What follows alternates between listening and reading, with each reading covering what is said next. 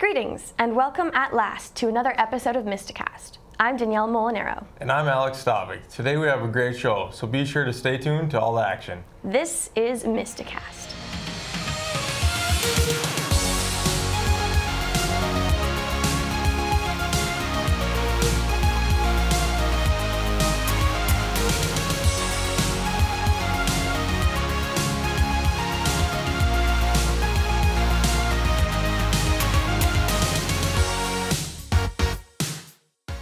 The BSC Women's Basketball team has been on quite a roll this season.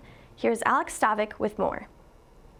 Bismarck State College head women's basketball coach Jason Harris is enjoying a great amount of success as he enters his second season as coach. Shooting the basketball has been a key to their success this season. During this season, they have been averaging 98 points a game, which leads the nation in scoring.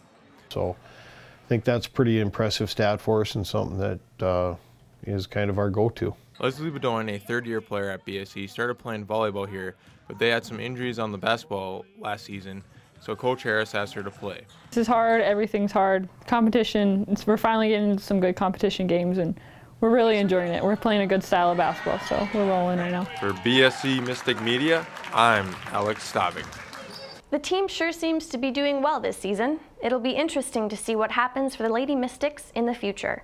We're also excited to say this installment begins a new highly caffeinated series on the MystiCast, introducing episode 1 of the Great Midwestern Coffee Crawl. Caffeine addicts and Mystic Media members go all across North Dakota's small towns to find the best cup of joe in the land. This is the Great Midwestern Coffee Crawl, episode 1. Our first stop was a hyped-up co-op. Seagate Studios and Red Raven Coffee worked together to create an art community in Fargo. They definitely got it down because I've toured Fargo looking for coffee that was good, and the Red Raven has consistently provided something superior to any other places in town. They know my name, it's very personable, I'm friends with half of them. It's just kind of like, I call it an oasis a lot, and I feel like it is that. Their menu was extensive, and we all got something different. It tastes creamier. The milk's not as burnt compared to other franchised coffee shops. Compared to places such as Starbucks, I'd say it's a better espresso flavor, which is probably partially because the Starbucks machines have to push out thousands of drinks a day. The vibe is very homey. They do add their own personal touch to it.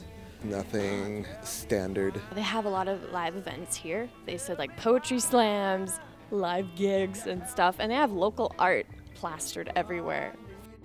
A strong community, a unique vibe, and great coffee makes this a great first stop in Fargo. Although our second stop was different than the first, Atomic Coffee had its perks. I would go here for like a larger study group because they have the separate room and I feel like I could focus a lot more here. I would agree. I would say this is more of a studying place. I don't know if I do a lot of studying at the Raven. That seems more like like I said, a hole-in-the-wall place that I would go with a friend or two and just kind of like hang out. A standard drink menu, but the food and bakery items were so unique. I also like that it's like downtown. I mean, you could probably walk and find somewhere to eat from here. Blah, blah, blah. Coffee talk, coffee talk. Look at me talk about coffee. Our bro-ristas did their test tasting and concluded Atomic's espresso blew Red Raven out of the sky. A perfect study spot, a downtown hub, and a delicious selection addresses all your student needs, making this a perfect stop. So that ends our little tour. I'll see you next time. It's gonna be great. Well, I can't wait to see where you go next. You're a little crazy on caffeine, you know that? Trust me, I'm on it right now. It is the elixir and lifeblood for all busy college students, which is precisely why we did the series in the first place. On a less hyperactive note, try staying completely still for several minutes in front of an age-old camera. Here's Eric Matthias with more on that. I've been doing wet plate photography a little bit over 2 years. I made my first wet plate on October 4, 2012. I saw an image online that I was very fascinated by, and I asked the gentleman what was that he was using to make that image. He explained to me it was the wet plate collodion process. I quickly did some research and was on my quest to make my first one.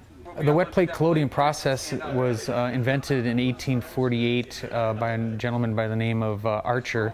It is essentially capturing images on glass in silver. All the photographs that you've ever seen of, for instance, Abraham Lincoln or Custer, they were taken, or the Civil War images that you've seen were taken more than likely in the wet plate collodion process. It's 160 some years old, and I'm very proud to be one of the only people in the state that's able to do this. Today what we were doing, we were taking a story from the Iliad, Niobe, it was her name, and we're calling this piece The Killing of the Seven Sons of Niobe. It's a Greek myth about the gods Apollo and Artemis coming down with bows and arrows and killing the 14 children of Niobe. We can capture an image in silver either on a piece of glass, which is called an ambrotype, which we will be using today. Today I will be taking 8x10 glass plates, or it was very traditional to also capture, people know about tin types, so they use the collodion process to capture people's images in silver on a piece of metal of some sort. Today we're, with the lighting that I've got set up here, our exposure times are about 10 seconds. So it's none of this click-click kind of stuff. I have to take the lens cap off, and for 10 seconds my subjects have got to hold completely still, try not to blink, and not move during the exposure time. I've made about a little bit over 1,000 plates over the last 2 years. I shoot on every Friday. I have strangers, friends, family members come in, and I make wet plates of them. For Mystic Media, I'm Eric Matthias. That is a classy groupie, if I do say so myself. Definitely worth the wait to capture those priceless images. Capturing priceless moments is our local community access channel's forte. They've been providing quality coverage for years, but for the first time they flipped the switch on high-definition content. Here's Jordan Bitts with more. Dakota Media Access in Bismarck is about to flip the switch on 2 brand new HD cable channels. Dakota Media Access will be launching our HD channels probably within the next couple of weeks. It's always like with anything, you're installing a lot of different equipment at one time. There's a lot of tweaking to go into it as time goes on. So we had hoped to launch earlier, but we're on track, and it will happen probably within the next 3-4 weeks. Mary Van Sickle, Executive Director of Dakota Media Access, says that while there aren't too many HD media centers in America, having a good relationship with Mid-Continent Communication has helped them blaze the trail in becoming one of the first. And they are the ones that provide our channel on the analog tier, the 2 and 12. And we work with them a lot on a lot of different issues, and we just kept asking the question, when might this happen? Could this happen now?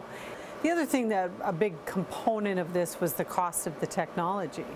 You know, had we done this 5 years ago, the cost for us to do that would have been so high. It's just too prohibitive. So that had a lot to do with it as well. It's just the cost and the availability of the equipment. Reporting for Mystic Media, I'm the Jordan Bitts. Jordan Bitts works here, and he is just awesome. He's just our techie young guy that we have, just kind of our go-to guy. Tune in to channels 612 and 602 for great community-powered TV as usual, and HD-powered TV from now on.